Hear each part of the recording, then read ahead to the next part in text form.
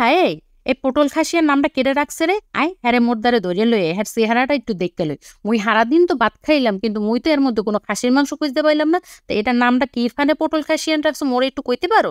আসসালামু আলাইকুম। ও বুবু আর রাগ করো কা, মুই তো রাখছি এই পটল খাসিয়ান। তাই পটলের মধ্যে মাংস খুঁজতে পাও আর না পাও, এই পটলের খাসিয়ান দিয়া তৃপ্তি বইরে, পেটটা বইরে, মনটা বইরে 2 থাল ভাত খাইলে যেতে পারবা, কোনো সমস্যা হইবে না। এই জন্য এই পটল গুলারে দেখছো একটু ছোলা রেখে রেখে মুই ছিল্লে লইছি, ছিললে এর মাঝখানে একবার করে লইছি। তোমরা কিন্তু আবার পটলের ছোলাগুলো হালাই দিও না, মুই কিন্তু এই জম্পেশ মজা করে একটু ভর্তা বানাই খেয়ে এলাম।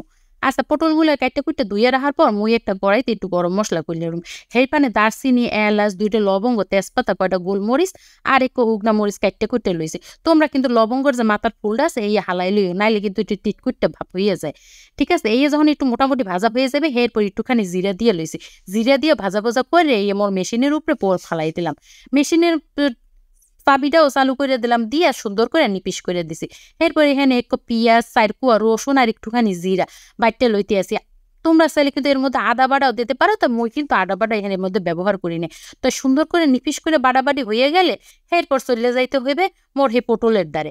মুই এই পটলগুলো সুন্দর করে ধুয়ে রাখছিলাম। এরপর এনে হলদির গুঁড়া, মরিচের গুঁড়া আর হইতেছে সেই যে মশলা গুঁড়া করে রাখছিলাম হেয়ের একটুখানি দিয়ে এই মাখা জোকা করে লুম।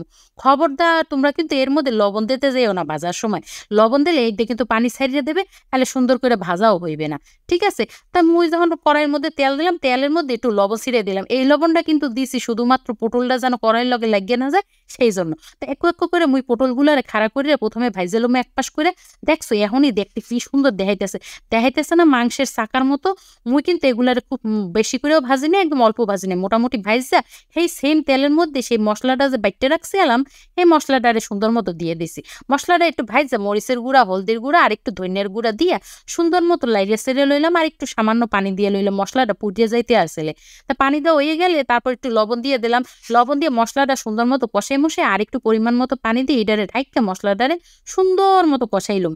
কষাইলে যখন হয়ে যাবে মুই কিন্তু এই পটলের খাসির মাংসটা দিয়ে দিমু, আর এই কড়াইটা ধুয়ে একটু পানি দিয়ে দিমু।